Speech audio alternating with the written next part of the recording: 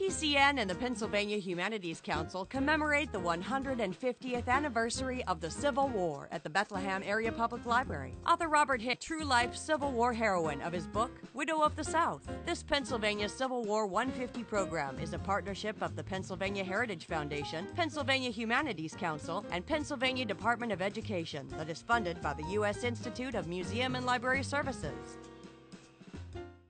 Welcome to the Bethlehem Public Area Library. My name is Laurie Zier, and I'm Interim Director of the Pennsylvania Humanities Council. At the Pennsylvania Humanities Council, we believe that learning is at the heart of life and everything that we do. And for us, we value aligning ourselves with libraries like the Bethlehem Area Public Library, who champion the humanities and believe, like we do, the importance of thinking about the past and connecting it with our present and the future. We were so happy to collaborate on this special event tonight in commemoration of the Civil War 150 celebration and anniversary commemoration in Pennsylvania.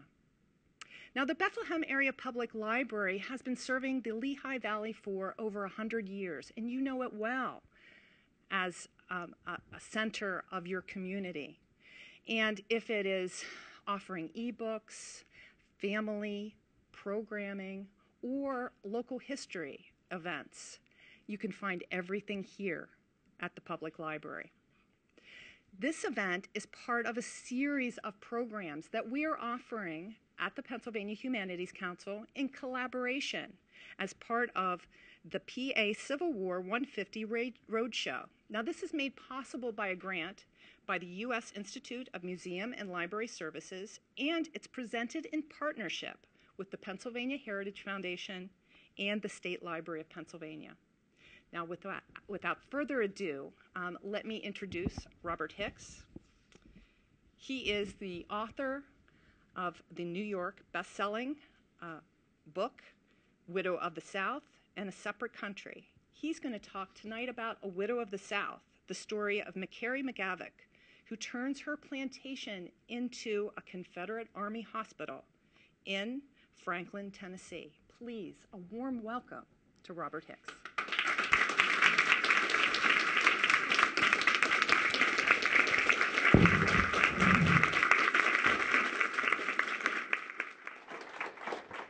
Shazam. About 14 years ago now, I had the good fortune to be on the historic East-West thoroughfare in Memphis, Poplar Avenue, with a young friend. And I looked ahead, and 3 cars ahead was Shelby Foote. And I don't know how many of you all know who Shelby Foote was. But anyway, Shelby Foote was in this car, and I said, 3 cars ahead is Shelby Foote. He's the great interpreter. I think that's really what he was, of the American Civil War. And my friend said, which one is he? And I said, the one that's not like 16. And so I said, you know, there's a long light at North Parkway, and what I'm going to do is, if that light is in my favor, I'm going to go and introduce myself to Mr. Foote, who was in a Volkswagen convertible. And sure enough, the light was in my favor. So I ran out and ran up to his car, and I said, Mr. Foote, I'm Robert Hicks, and I'm from Franklin, Tennessee, and I want to tell you how much I respect the great trilogy you've written on the American Civil War, and how you really have been kind of almost a translator for the Civil War for our time. And the only way I can describe the look on his face as I was going on was that of an assassination attempt. And so finally, he interrupted me, and I won't ever forget these words because you know, they're pretty sentimental to me. He turned and he said, Mr. Hicks, I'm not accustomed to being accosted while sitting in my automobile. And so I, not knowing what to do, I did what you may notice me doing tonight. If things aren't going well, I just kept talking. And he, for whatever reason, he finally, with just such stress on his face, he turned and he said, Mr. Hicks, if you would please go back and get in your automobile. You can follow me to my house so we can drink brown whiskey and tell lies. Now, I want to tell you that story because it was the first time that I was able to ever tell somebody that I wanted to write a fictional account of the life of this woman, Carrie McGavock. Well, anyway, we got to his house, and it was really incredible. He ended up fixing us dinner, and I finally got the courage, after enough brown whiskey, to tell him that I wanted to write a fictional account of the Battle of Franklin and her impact in it. And to my great joy and surprise, he actually liked the idea. In fact, as the brown whiskey flowed, he really liked the idea.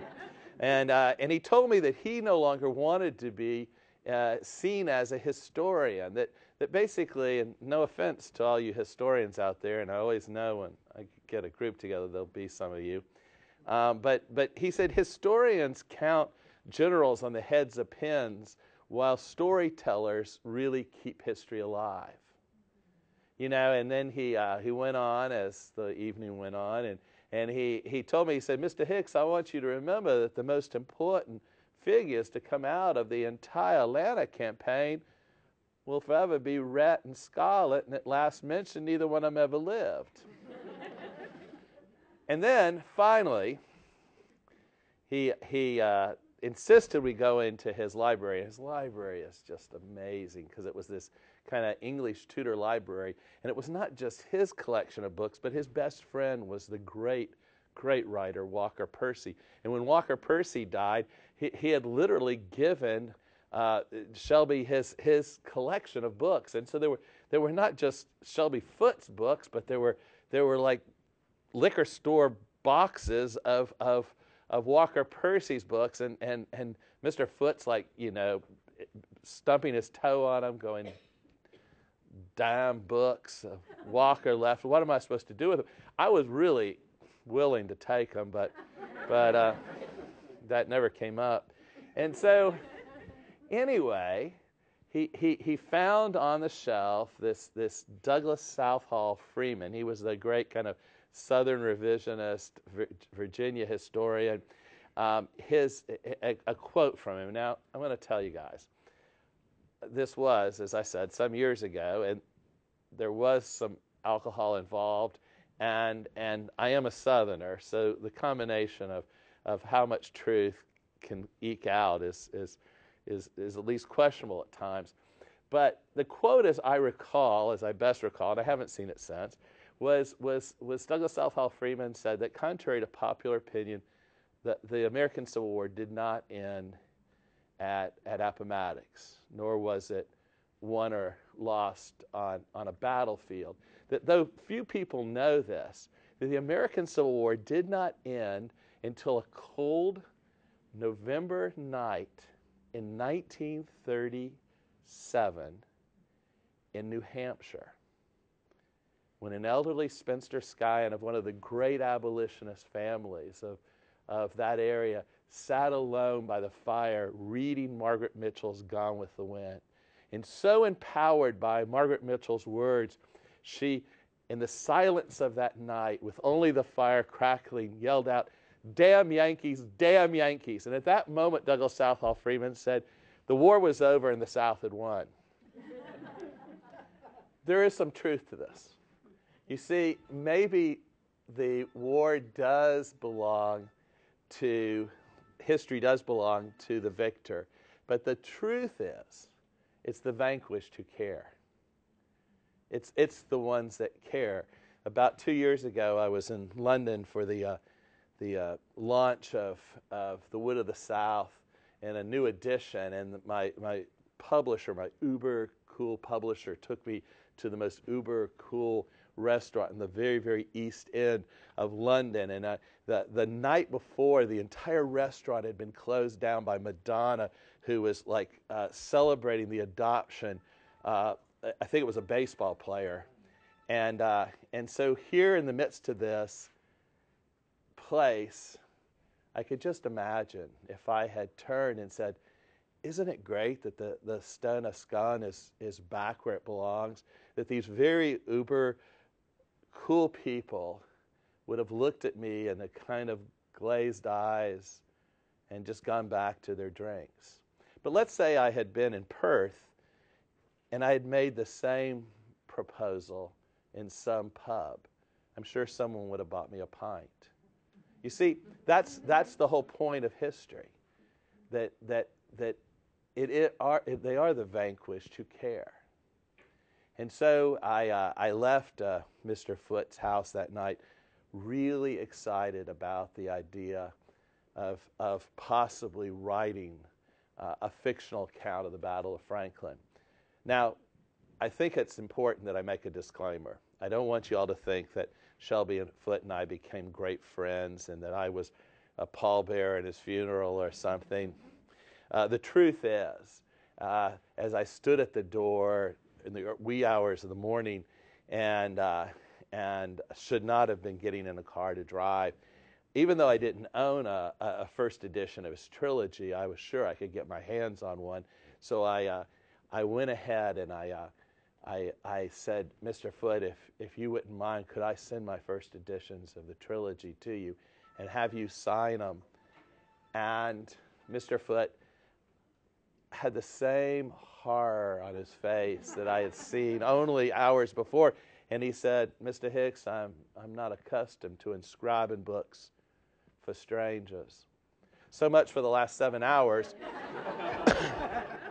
You know, I told that story to a friend not too long ago, and he said, I have the same story. And I said, really? Because, you know, I'm a Southerner, so misery enjoys company.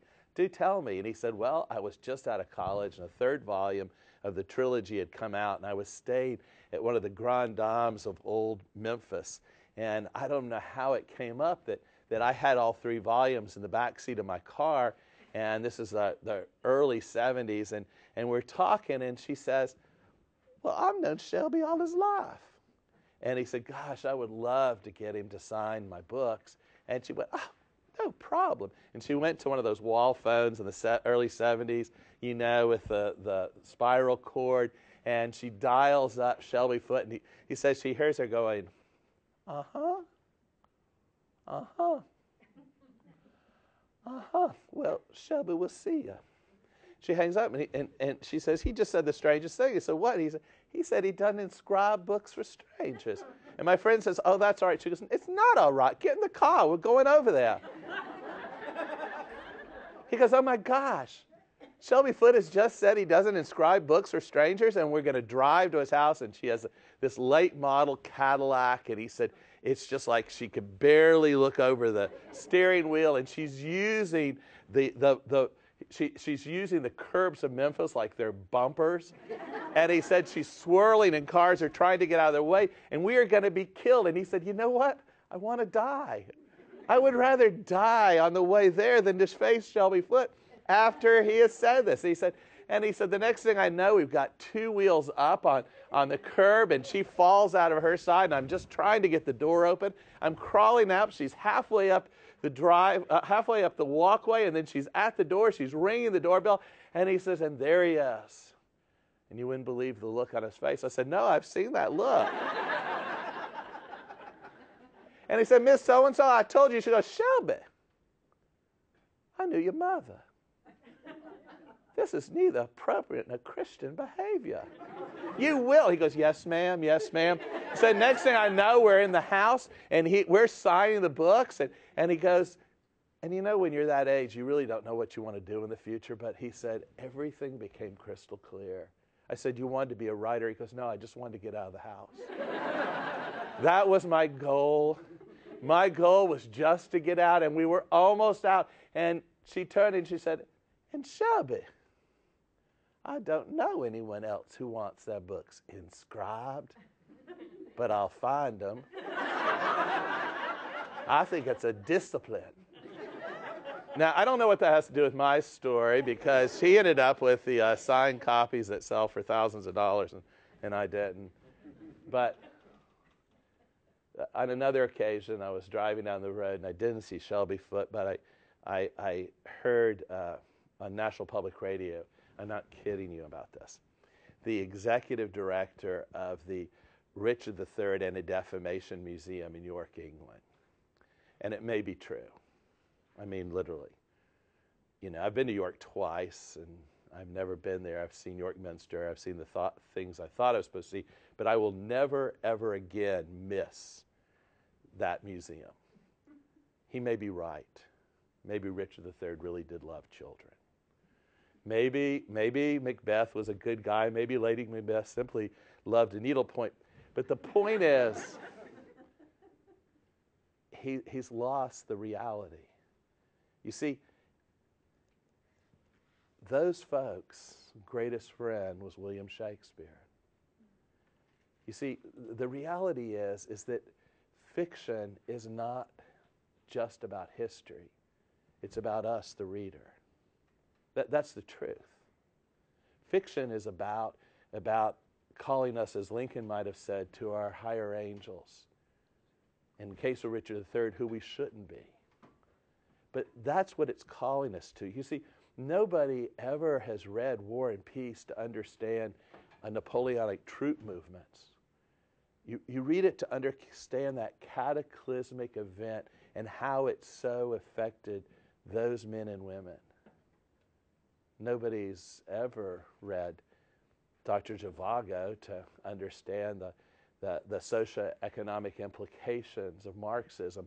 You read it to see how that cataclysmic moment in history so affected Zhivago and Laura. And in doing, we are taken ourselves and called to find out who we are. That's the power of fiction. If you didn't know anything about, as someone said to me just a little while ago, about the Battle of Franklin, before you read The Wit of the South, you're not alone. When I moved to Franklin, Tennessee, basically what we knew about the Battle of Franklin was that it was 5 of the bloodiest hours of the Civil War. There are 5 hours in an afternoon in Antietam may have even been bloodier. But 5 of the bloodiest hours. We knew that more American generals were killed at the Battle of Franklin than any other battle in American history, and that isn't in dispute in any time, any war. And we also knew that it was completely inconsequential. But was it? 2 days ago, I, like you, and like I think all of our fellow citizens, had to take a moment out and stop and think about 9/11. And yet, the truth is that, was it almost 3,000 people, both here in Pennsylvania, New York, and in Northern Virginia? There were over 10,000, maybe as many as 12,000 at the Battle of Franklin.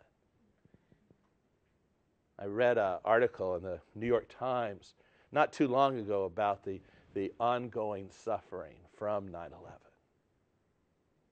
The psychological damage, the suicides, and how they will continue.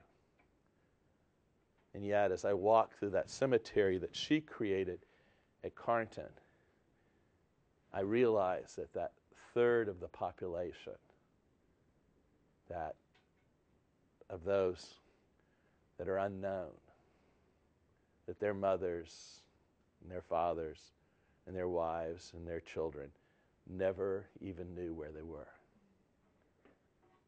That's the ongoing history of it all. And so I moved to Franklin, Tennessee in the early 70s after graduate school, and I decided that I wanted to be a part of the community. And being a part of the community was not having anything to do with her. You see, the truth was that it was about this place, her house. I knew nothing about her. I only knew this house, and this house was in terrible shape. It was falling down at the time. And yet there was something about it that drew me to it, and I got involved, and as I tend to do, I got way more involved than I should have been. And before I knew it, I was the youngest member on a board of people who kind of just sat around and fought with each other like a lot of boards do. And one day, thinking that I either needed to get back to my job in the music business, I was a music publisher, or I needed to put a gun in my mouth and blow my head off, or I needed to tell them what I thought about them, or I needed to say something really crazy, I decided, on the latter, and I said that if they would let me, I would go out and find out what scholarship was being used at places like Monticello and Mount Vernon, and I would go to those places and bring the same scholars, and I'd go raise the money. They liked that part of it. And then they got back to their argument. And so I did that the next day, and all of a sudden, several years later, I realized that we had a multi-million-dollar restoration of this house, really academic going on, of understanding it, and yet we knew so little about the people in it. We had restored the garden, probably one of the best mid-19th century garden reconstructions in America. We had restored the houses where the enslaved had lived, and the house was looking grand. But the truth was that we didn't know who these people were. We didn't know their stories, the dead children. We knew so little about them. And so I began to try to understand something more than just the blood stains on the floor, which the floor is covered with them, but to understand why they were there. Who was this woman? Why did this happen? What was the Battle of Franklin? Was it as inconsequential as I had been told? Had no real meaning or value in history? And yet Arthur MacArthur, needless to say, a very poorly named child, but someone who knew battles. He had received the Congressional Medal of Honor after he was at Chattanooga. He had been all through the war, young man, dashingly handsome, who would later, of course, be the father of Douglas MacArthur. But Arthur MacArthur, who was wounded at Franklin, told Douglas that it was second only to Gettysburg in its importance in the history of the American Civil War. How could that be? A battle that had no consequence, a battle that was a complete slaughter on one hand, and yet a battle that Arthur MacArthur went to his grave believing had really had an effect of great importance. And so that became my quest, and I began to read the non-fictional accounts of the Battle of Franklin, and honestly, most of them needed to say novel on the front of theirs, because so few of them were very accurate. Now that's been changing since The Wood of the South came out, and I think historians are really starting to approach, just as Mr. Foote said, that the Battle of Franklin in a different light because of popular culture, because of it in fiction. And so what was the story? Who were these people? Who was this woman? Well, I'm going to put it in perspective and do it as quickly as I can for you. And I'm going to try to, for a moment, to take off the storyteller and put on the historian hat and say it's late in the American Civil War. The big issue is whether or not Abraham Lincoln will be reelected president. You know, because you got to see the movie, but he doesn't. But what will catapult him back into the White House when he believes that he will be defeated will be Atlanta. You know, I don't want you to see Atlanta the way Margaret Mitchell painted it for you. Atlanta wasn't just a city of 2-story and 3-story brick and frame buildings. Atlanta was the most modern city in the world. Atlanta was Abu Dhabi. Atlanta was a city of glass and steel skyscrapers. Atlanta was a city that was growing rich. Even at that time, it was at the crossroads of transportation in the bread belt of the Confederacy. And as much as Margaret Mitchell has everyone kind of sitting around weeping, The truth was that people were building new glass and steel skyscrapers. If you have a problem with this later, I'll explain it to you. People are building new McMansions in Atlanta because, you see, that's the future. And into this most modern city in the world comes, through a series of campaigns, this gigantic army, and they level the city. And the end result was a wave that went out to the entire world. So much so that Queen Victoria wrote about it in her diary, as did Pope Pius IX. The most modern city in the world. It would be like if we got finished here tonight and we went back to our homes and we found out that while we were here, the south end of Manhattan had been hit. It was a lot like 9/11. The effect was gigantic. And onto this effect, Lincoln was able to win re-election. And at that point, in so many ways, the Civil War was over. I would actually date it being over militarily even before that, after the fall of Vicksburg, when the Confederacy had been cut in two. 2 years before, it looked like that the South had a real chance. I mean, with a tiny fraction of the army, but now that isn't the case any longer. And yet, we Southerners, we can't give up. So they keep on. And so what happens next, you know, because you did get to see the movie, is that Sherman makes his way to the sea. Well, guess what? Not then. You wouldn't have known that. Unless you happened to be in front of him, then you really did know it.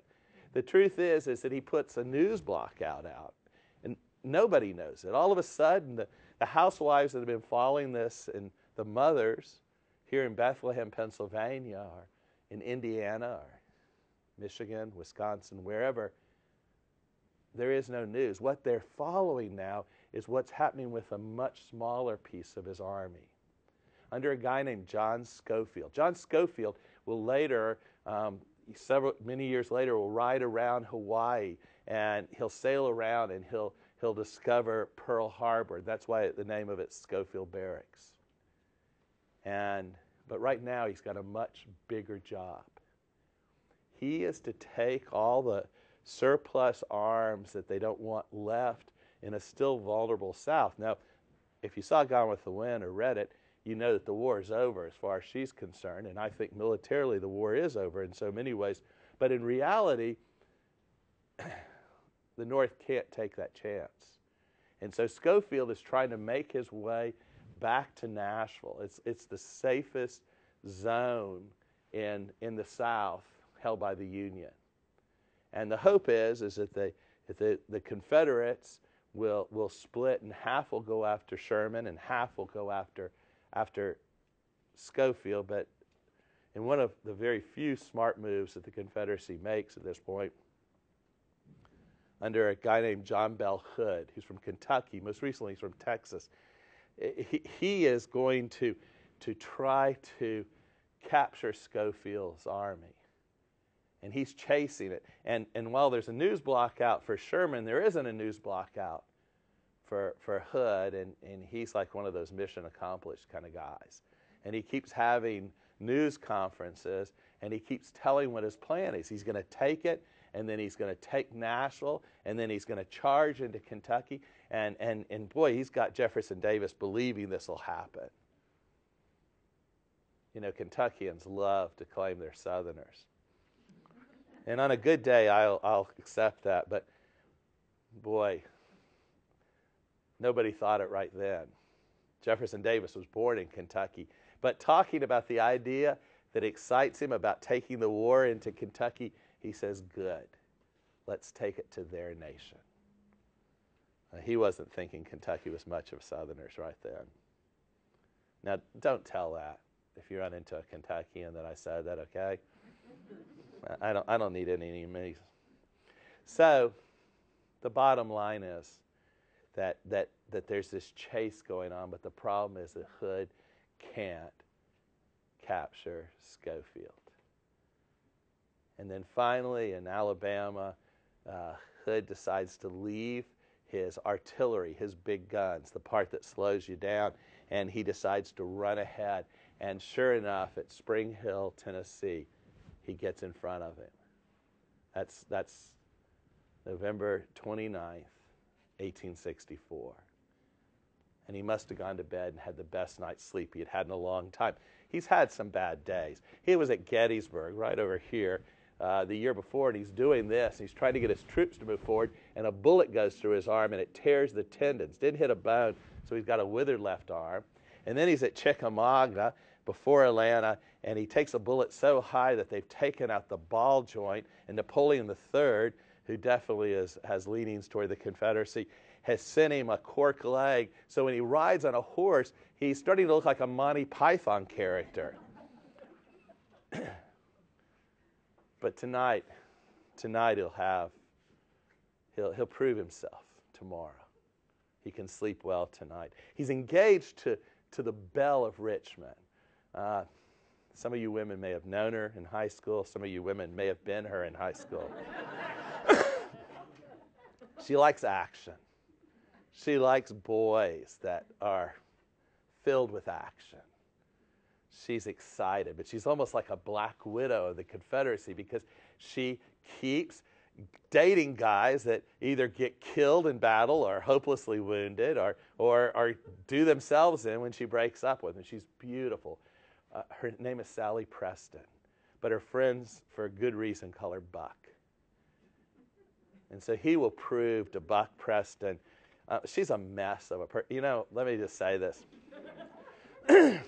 I was at Margaret Mitchell House receiving some kind of thing, and it was a crowd a little larger than this, and it was really nice, and I got to talk, and I told a story about Sally Preston, what a mess she was, and I looked over here, and the woman who was sitting in stage right, far right, looked like she was about 140 or 50 years old.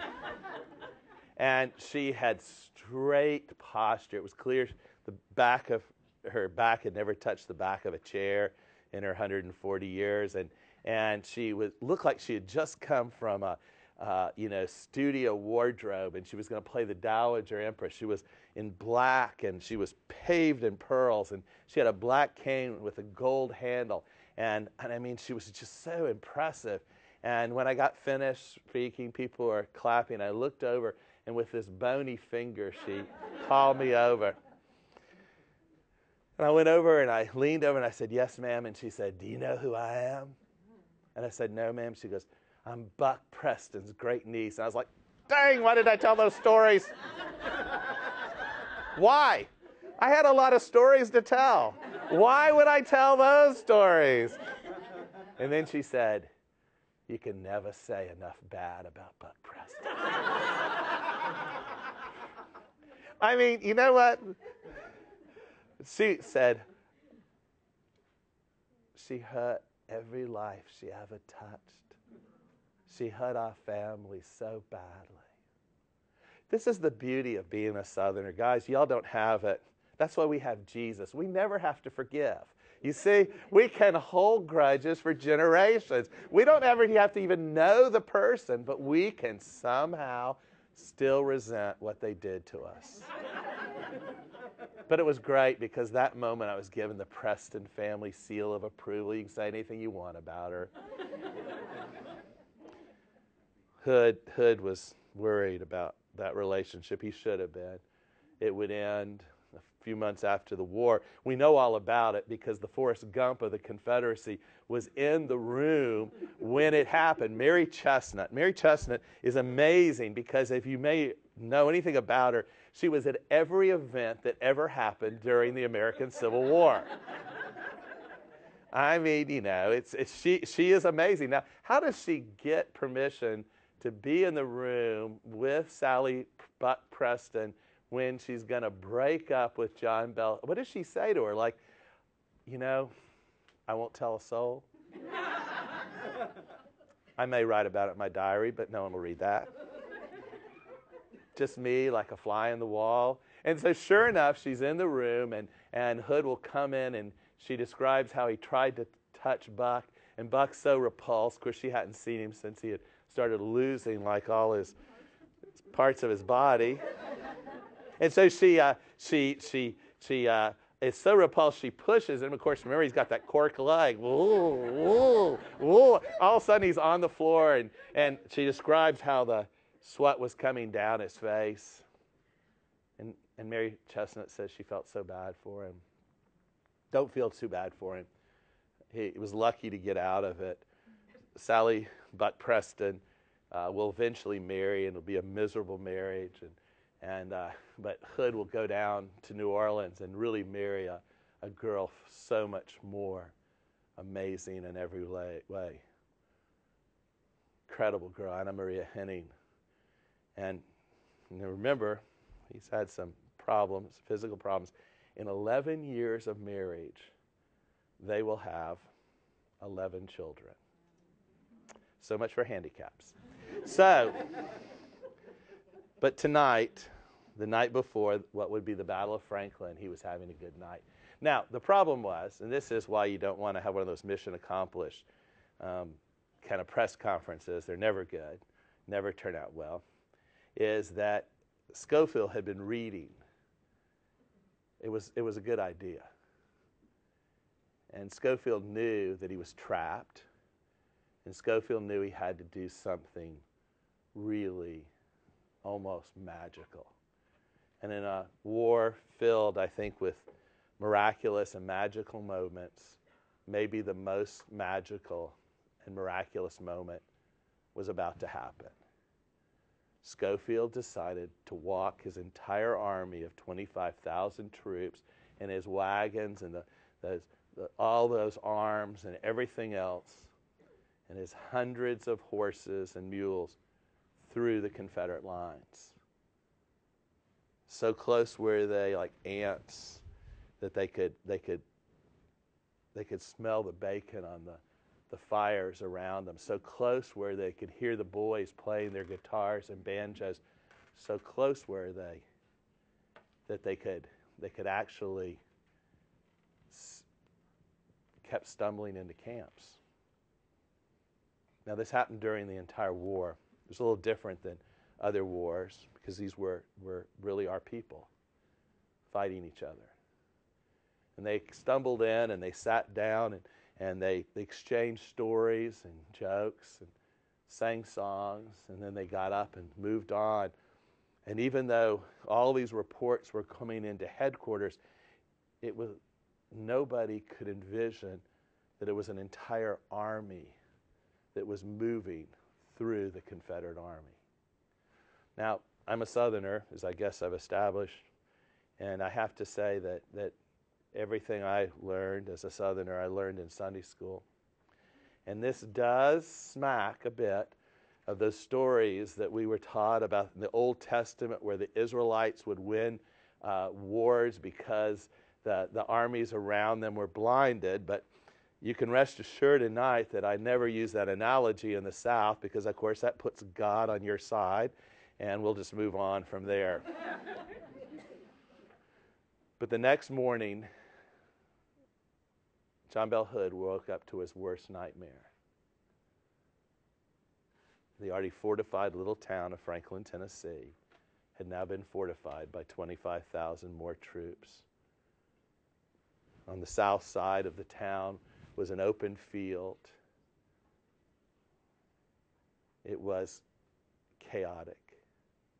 What to do? And John Bell Hood didn't even have his big guns. Now, the Union wouldn't have stayed there. Schofield wouldn't have stayed in Franklin, but the problem was the bridge to Nashville was out. Now, the Harpeth River that it crosses is not very deep. He could have waded his troops through there, but remember, he has all those arms.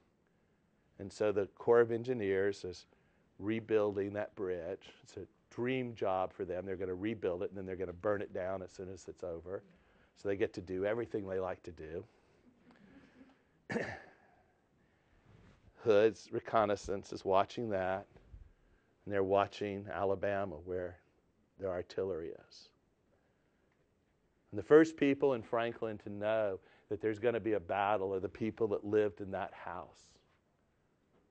You see, they They were on the edge of town.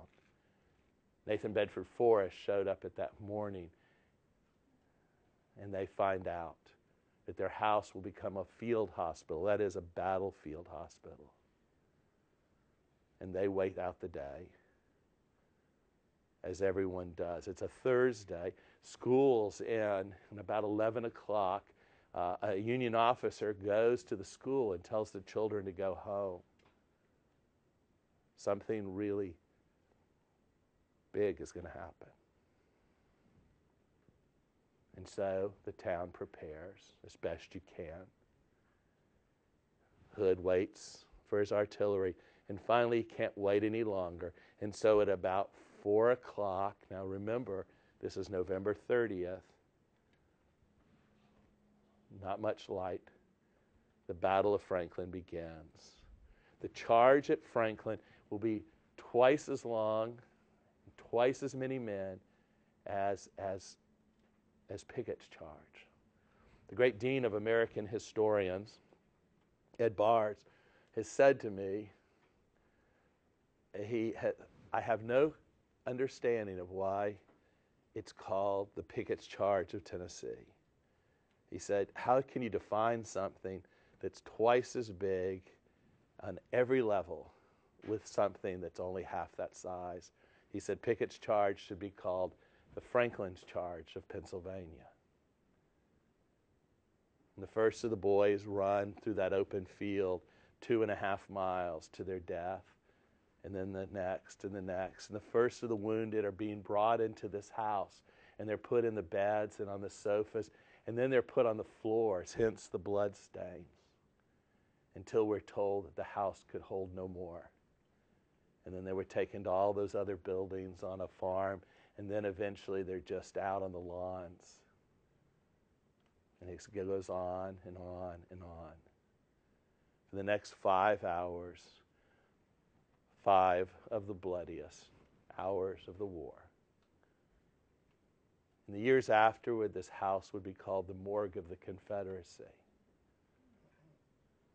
When I was a child, our dad took us on this great trip, our dad and mom, I'll give her credit, one summer during the centennial 50 years ago. I was very young. And we started counting how many towns in the South would say, welcome to Savannah, Charleston, Madison, Georgia, Quincy, Florida, and they would say where the Old South lives. It was the 1960s, and this was code language for segregation. It's the truth. And maybe that's true. Maybe those towns are where the Old South lives, but these marketing people came from New York not too long ago, and they asked me, they said, Mr. Hicks, what should we put to the moniker for Franklin? And I said, why don't you say, welcome to Franklin, where the Old South died? And they went, that's not a good idea.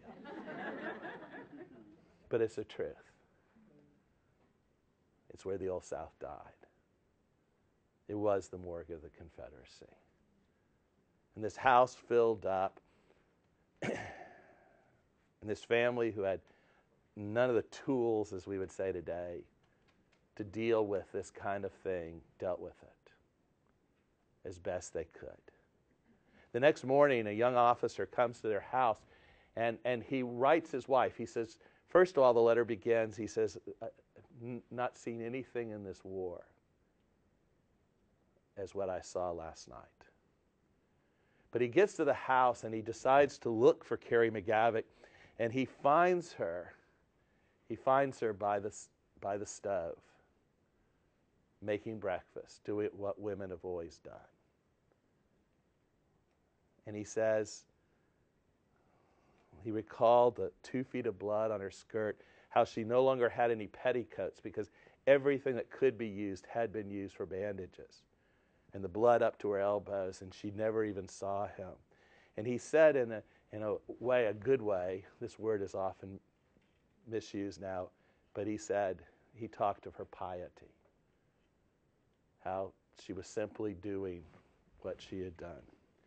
The end result was that she was to 2 years later, go back and dig up almost 1,500 boys and bring them back and create one of the largest private military cemeteries in America. And then she simply spent the rest of her life remembering them. Why I wanted to do this book was because she was so easily forgotten. She who had simply spent her life remembering those boys. It seemed wrong, and even though I'm often been accused of being delusional, for once in my life it came out, and people finally knew her story. I hope you will come to Franklin. That's why I wrote the book. I hope you will come and walk in that house and walk among those dead. She became a pilgrimage spot for both the North and the South in the years afterwards. I do want to thank the Pennsylvania Humanities Council, and I do want to thank the Bethlehem Public Library, and I appreciate the opportunity to come up. You've been awful nice to me, and let me tell my stories. Thank you. Would anyone if anyone would like to ask some questions, I'd love to try to tackle them. Does anyone have a question? You need to come to the mic if you do. Thank you. That was fascinating. My question is, your stories allow us to discuss the legacy of the Civil War in engaging ways. Why do you think it's important for us to remember our history? I would say that we can just use a cliche and say that if we don't learn from history, we're bound to repeat it. But I think the American Civil War is if anyone wants to disagree with me, and I know I'm just a few miles from Philadelphia, where something important happened earlier, but if anyone wants to disagree, I'll go out and we'll duke it out in the parking lot. But the American Civil War is, I think, the crescendo moment in American history. It's when all those ideals that people talked about in Philadelphia really start becoming a reality. It's when we stop being Pennsylvanians and Tennesseans and Floridians and Texans are still separate, but it's where the rest of us became Americans. Americans. It's why we had the American century. It's why we had the greatest generation. Everything that's good about this country, legal or illegal, this is the nation that people want to come to. And it's because of the American Civil War. And if we lose that connect, if we lose that understanding of how important it is in our history, then I fear for us as a nation. Thank you. Yes, sir. Thank you, Mr. Hicks. Enjoyed your talk tonight. It's very enlightening and entertaining. And I've often wanted to get into a room with a Civil War scholar and just to ask this question. You know, I was born here in Bethlehem, Pennsylvania. My mother was born in Georgia. My father was born in North Carolina, so I have Southern roots. My question is, and I'm not really sure if you will be able to answer it, but I wanted to ask, why should an African American, of course, that's obvious, being black, but why should the Civil War matter to me? Why should I care about the Civil War today? Okay, first of all, we have to disclaimer. I don't know if I'm a scholar, but I'll pretend I am one for a minute. The Civil War is so important if you're an African American, because it's somehow what happened in the years afterwards. Not only did the South, as I kind of made that point earlier, take over the history, like through people like Margaret Mitchell, but in reality, whites took the history from blacks. I have to say, 10% of the Union Army was African American, and without that 10%, That wasn't just some kind of token system. Without that 10%, I think the war would have gone on far longer than it did. It's yours. When I was trying to get the community in Williamson County, where I live, where Franklin is, together to try to preserve the battlefield, I went to the African American community, and they were very, very resistant. And I finally sat down with one of the leaders, and he said, "You can take 5 years. I'm not going to be interested in this." And after I talked about 5 minutes, he said, "Why don't you come and speak to my church?" And I got there, and they were very resistant. But I'm not asking the African American community to come and sit at my table and share my history. I'm asking if I can come and sit at their table and share our history. It is yours. And if anyone, and white people in the South for many, many years worked very hard to be sure that the black community did not feel welcome to it. It is our history as a nation.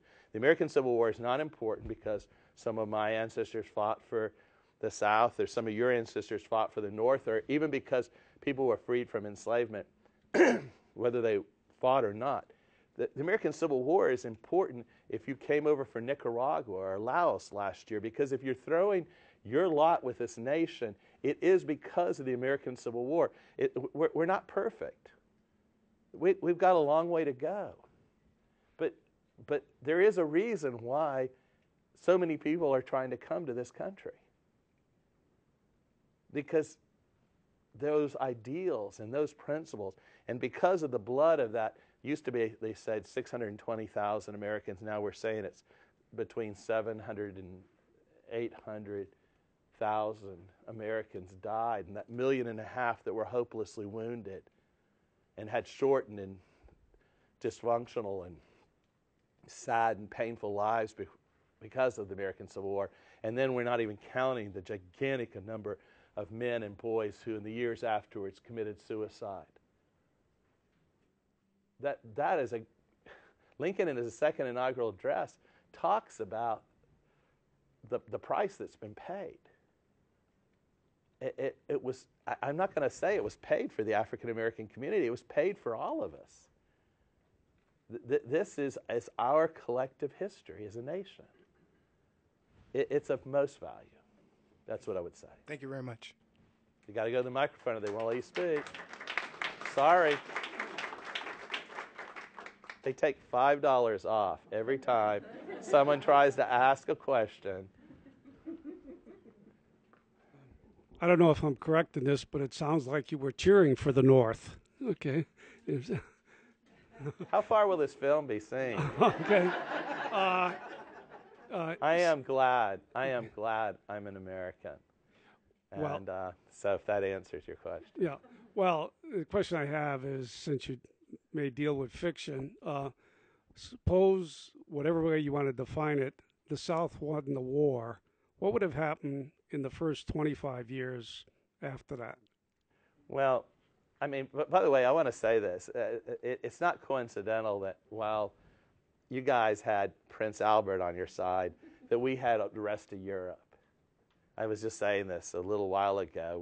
We had Palmerston, we had Napoleon III, we had Franz Joseph, we had Pope Pius IX. Oh my gosh. Now that's when the Vatican State was a little larger than it is today. It included like Milan and places like that. But Pope Pius IX, I mean, he is like the biggest neo-confed in the world. I mean, he sends Jefferson Davis a crown of thorns. I've actually seen it. And when Jefferson Davis is in prison, and he writes a note in Latin, and it said in his own hand, and he says, I shed my blood with this, because he saw him as a second Christ figure. But you see, Europe loved the idea of a bunch of warring republics. Loved it. Because, you see, they could see what we were so busy fighting that we couldn't see. They saw the American century on the horizon. And so I think we would have to say, I said this in New York, and boy, this guy got mad at me. I said, it's why we're not speaking German right now. Think about it. And he came up afterwards and he said, Mr. Hicks, I have to totally disagree with you. You see, Germany had no possible way of winning either one of those wars. I said, why was it so important that we get involved? You know, do you really think that it would have just stayed in two countries? I mean, how long would Texas have stayed in the Confederacy after oil was discovered? They still talk about leaving. Would Oregon and Washington and California been interested in trying to be sure that Paris didn't fall in World War I? Would New England, who's always been kind of uppity, as you Pennsylvanians know, would they really have cared about the coastline of California in World War II? I mean, honestly, when you think about it, it's kind of like, you know, It's a Wonderful Life. Let's remove the United States from history and try to figure out what the world would have been like. And I'm the first to say that we don't do everything right. But remove it from history and kind of figure out where we would be. And so that's my answer. One more question. Yes, sir. Just an observation. Back in Northern Virginia in the 1970s, I knew a girl that looked just like her. And it also brings to mind, there's a famous photograph of a bunch of young Confederate soldiers around Richmond right prior to the war. A bunch of young, handsome young fellows. And I remember being at a house in Baltimore a few years back, and there was a bunch of young college guys there. And one of them was one of the guys in the pictures, the exact same face. And so I think what brings it all to me is that I see these young people walking around today. Their faces, they're the same people that are in the photographs back then. It's a continuity of Americans from back then until now. So, absolutely. Yeah. Absolutely. I want to thank the Pennsylvania Humanities Council and also the Bethlehem Public Library. It's been great being your guest here tonight, and I thank all of you very much.